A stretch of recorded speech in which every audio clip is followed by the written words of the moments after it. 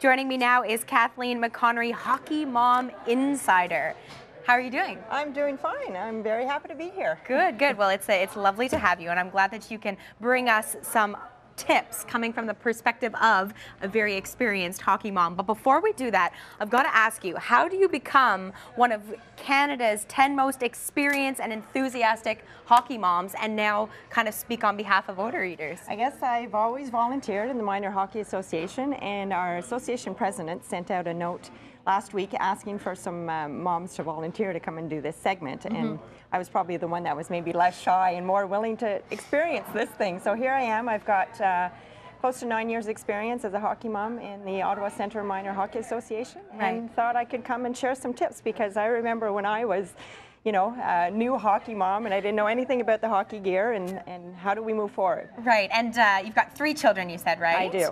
And 10, 14, 16? That's right. So have they been playing since they were young? The boys have been playing since they were 7, and my daughter only played for 1 year, and she's moved on to different sports. Okay, Yeah, all right. So 2's enough.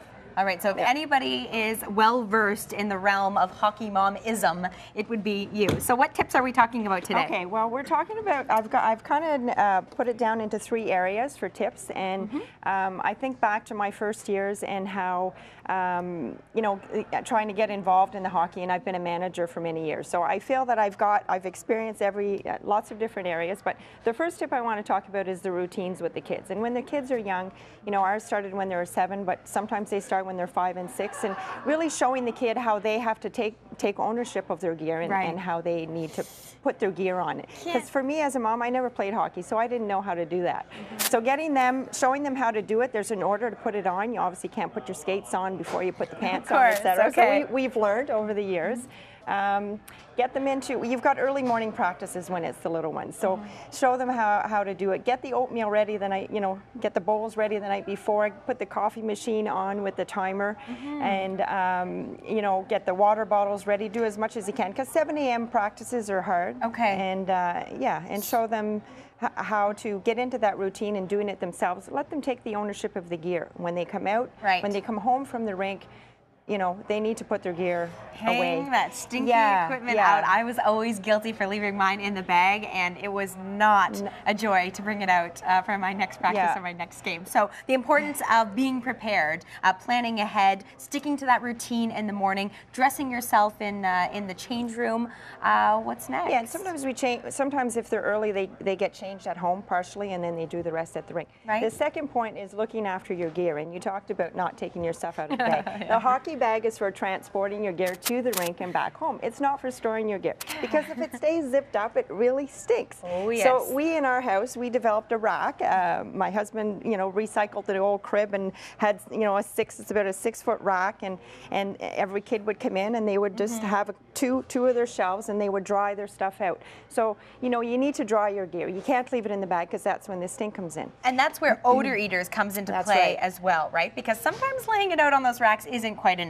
No, and there are products on the market, like there's a footbed that's fairly thin that you can stick in the skate, and that'll absorb the sweat and it'll eliminate the odors. There's a spray you can use as well. So there's different products that are available that can certainly help, but you still need to dry the gear. Right. So. And Kathleen, before we go, the importance, in your opinion, of volunteering. Volunteering, I think you're gonna meet people. It's gonna be a better experience, because for the kids, they're gonna have more fun. You're gonna have more fun. There's lots of volunteer aspects that you can get involved in. You can do the scorekeeping, the timekeeping. You can be the trainer. You can be the coach.